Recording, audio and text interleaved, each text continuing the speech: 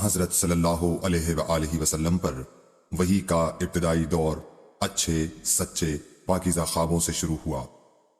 آپ خواب میں جو کچھ دیکھتے وہ صبح کی روشنی کی طرح صحیح اور سچا ثابت ہوتا۔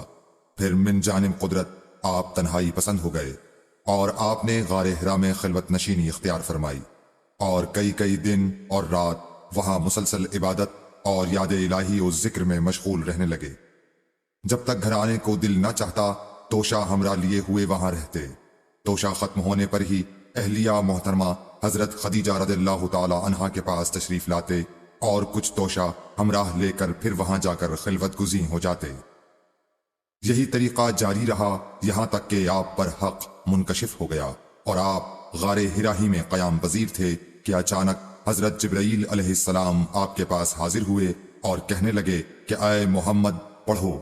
آپ فرماتے ہیں کہ میں نے کہا کہ میں پڑھنا نہیں جانتا۔ آپ صلی اللہ علیہ وسلم فرماتے ہیں کہ فرشتے نے مجھے پکڑ کر اتنے زور سے بھینچا کہ میری طاقت جواب دے گئی۔ پھر مجھے چھوڑ کر کہا پڑھو۔ میں نے پھر وہی جواب دیا کہ میں پڑھا ہوا نہیں ہوں۔ اس فرشتے نے مجھ کو نہایت ہی زور سے بھینچا کہ مجھ کو سخت تکلیف محسوس ہوئی۔ پھر اس نے کہا کہ پڑھ۔ میں نے کہا میں پڑھا ہوا نہیں ہوں۔ فرشتے نے تیسری بار مجھ کو پکڑا اور تیسری مرتبہ پھر مجھ کو بھینچا، پھر مجھے چھوڑ دیا اور کہنے لگا کہ پڑھو اپنے رب کے نام کی مدد سے جس نے پیدا کیا اور انسان کو خون کی پھٹکی سے بنایا۔ پڑھو اور آپ کا رب بہت ہی مہربانیاں کرنے والا ہے۔ بس یہی آیتیں آپ حضرت جبرائیل علیہ السلام سے سن کر اس حال میں غار حرا سے واپس ہوئے کہ آپ کا دل اس انوکھے واقعے سے کانپ رہا تھا۔ آپ حضرت خدیجہ کے ہاں تشریف لائے اور فرمایا کہ مجھے کمبل اوڑھا دو، مجھے کمبل اوڑھا دو۔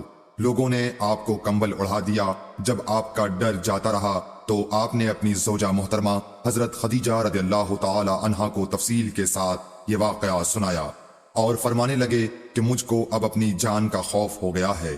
آپ کی اہلیہ محترمہ حضرت خدیجہ رضی اللہ تعالی عنہا نے آپ کی ڈھارس بندھائی اور کہا کہ آپ کا خیال صحیح نہیں ہے۔ اللہ کی قسم آپ کو اللہ کبھی رسوا نہیں کرے گا۔ آپ تو اخلاق فاضلہ کے مالک ہیں۔ آپ تو کنبہ پرور ہیں، بے کسوں کا بوجھ اپنے سر پر رکھتے ہیں، مفلسوں کے لیے آپ کماتے ہیں، مہمان نوازی میں آپ بے مثال ہیں اور مشکل وقت میں آپ امر حق کا ساتھ دیتے ہیں۔ ایسے اوصاف حسنہ والا انسان یوں بے وقت ذلت و خواری کی موت نہیں پا سکتا۔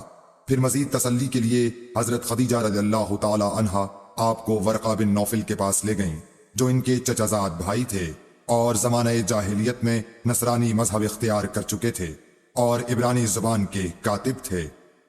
چنانچہ انجیل کو بھی حسب منشائے خداوندی عبرانی زبان میں لکھا کرتے تھے۔ انجیل سریانی زبان میں نازل ہوئی تھی، پھر اس کا ترجمہ عبرانی زبان میں ہوا۔ ورقہ اسی کو لکھتے تھے۔ وہ بہت بوڑھے ہو گئے تھے، یہاں تک کہ ان کی بینائی بھی رخصت ہو چکی تھی۔ حضرت خدیجہ رضی اللہ تعالی عنہا نے ان کے سامنے آپ کے حالات بیان کیے اور کہا کہ اے چچا زاد بھائی، اپنے بھتیجے محمد صلی اللہ علیہ وسلم کی زبانی ذرا ان کی کیفیت سن لیجئے۔ وہ بولے کہ بھتیجے آپ نے جو کچھ دیکھا ہے اس کی تفصیل سناؤ۔